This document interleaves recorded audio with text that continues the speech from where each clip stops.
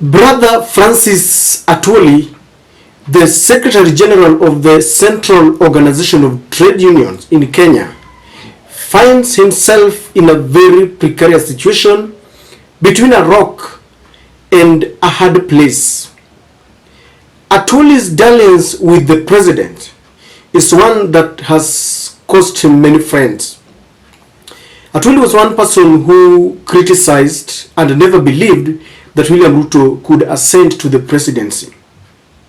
And he's been a very long time ally of Raila Odinga. In fact, during the campaigns, Atwoli organized for a very big rally in Buhungu Stadium.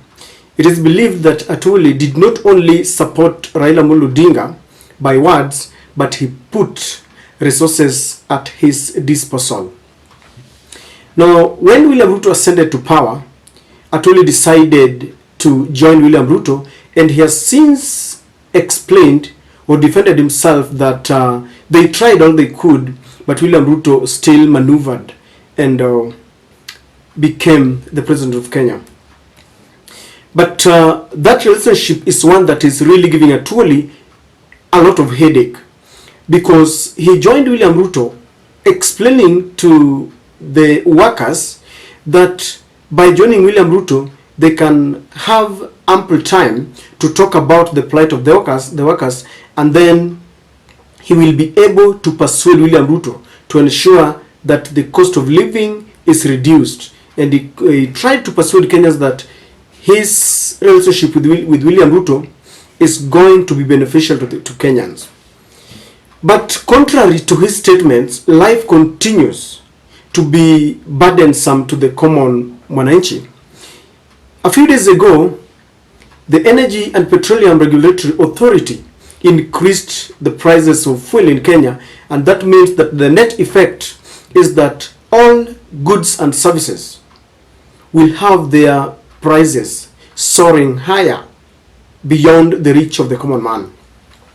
So it was very shocking that the Central Organization of Trade Unions called a press conference and threatened the government with an industrial action, basically a strike, if they don't reduce the prices of fuel.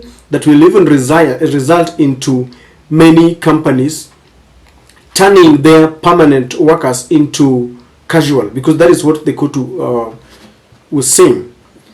Now, the statement was read by the Deputy Secretary General, my very good friend, Mr. Benson Okwaro, my former boss there. And people wonder why Atwoli did not take that opportunity to read that statement himself. And I think it is because of the precarious situation that he finds himself in. So the Central Organization of Trade Unions threatens industrial action against government over hiked pump prices.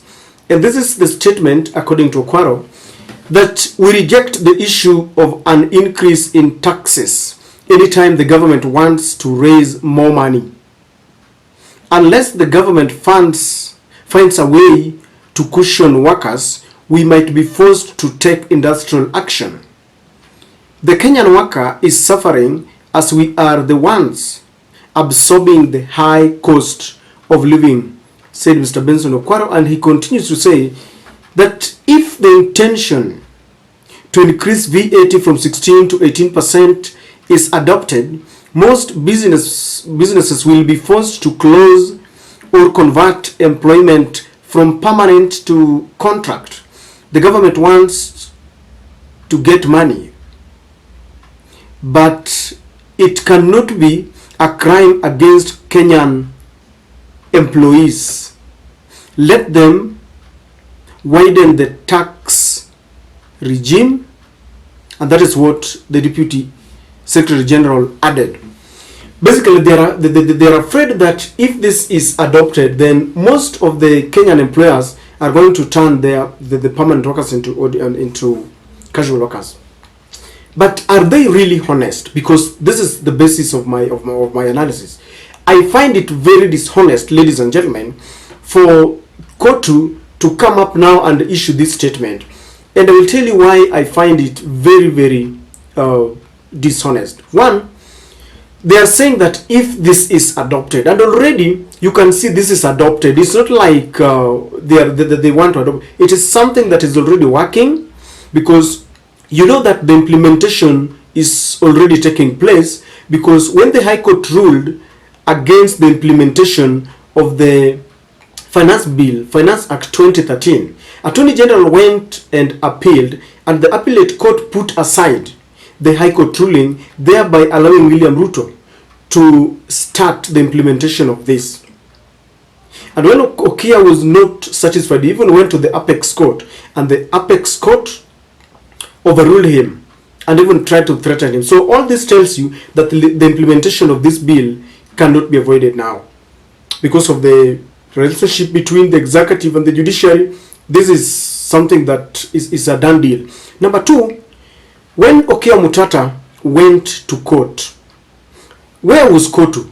If they were really interested in helping the Kenyan worker, they should have joined together with the other human rights group, because over 7 human rights groups went to court to challenge this. The seriousness of any man or any organization is not in the talks.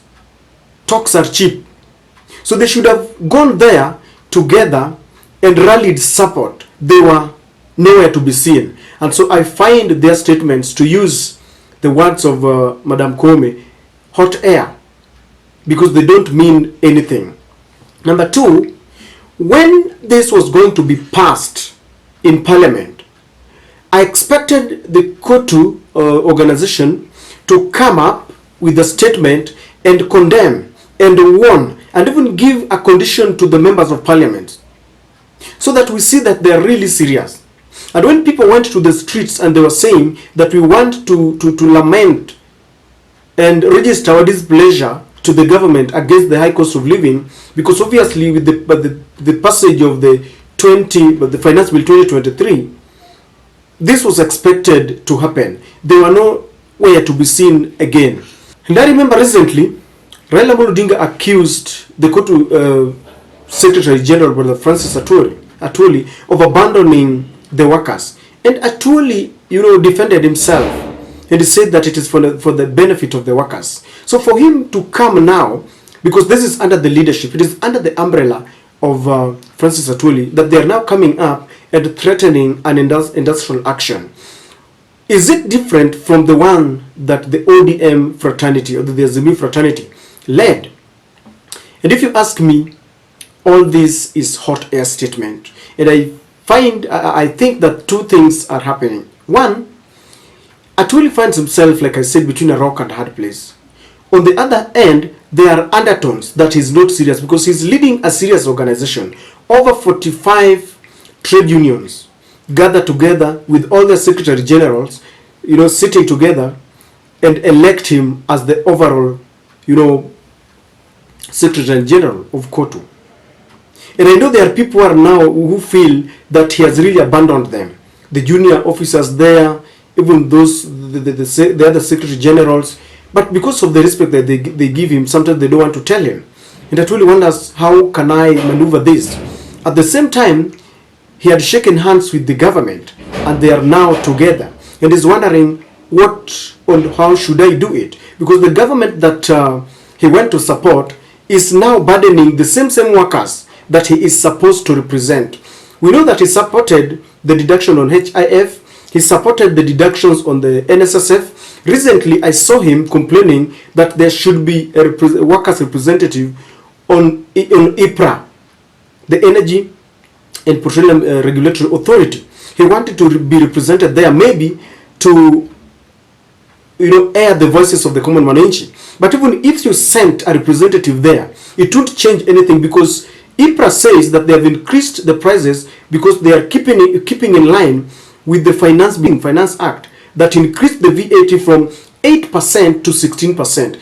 I mean, he knew very well that when you increase value-added tax from 8 to 16%, obviously, this was going to happen. So we cannot, allow COTU to come up now as if they have just landed from the moon and found out that the prices of petroleum products are about to be increased or have been increased. This is being dishonest. And sometimes I like people who are never candid with the people they lead. Because sometimes these leaders want to make us look like we're zombies. We don't know what we're doing here. We are Kenyans and we understand. You all know that William Ruto was poised to ensure that the parliament was coerced and cajoled into, passing this bill.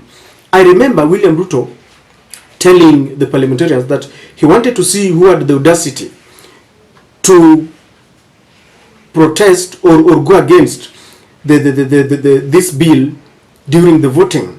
And Rigathi Gachagua openly told the opposition that you should not even, imagine that this bill will not pass because we have the numbers. They have bought everyone. So, ladies and gentlemen, if you ask me, this is not the way to go, because apart from reading the statement, he just wants to see, to be seen to be, expressing displeasure. But we need action, not just talks. If you're saying that if this bill is implemented or adopted, then you'll go to the streets, start going to the streets now. Why? It is already adopted. And we have said, and we are really pleading with Raila Odinga not to go to the streets again, because Raila is a politician. Anytime he goes to the streets, it gives the Mount Kenya leaders something to talk about. Rigathi Gachagua, Ndindi Nyoro, and all those will have something to talk about. Kagombe.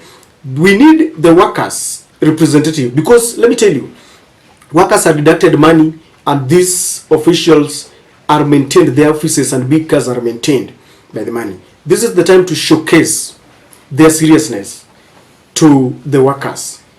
Ladies and gentlemen, I don't know whether you find it also dishonest or am I reading too much. Please help me understand on the comment section.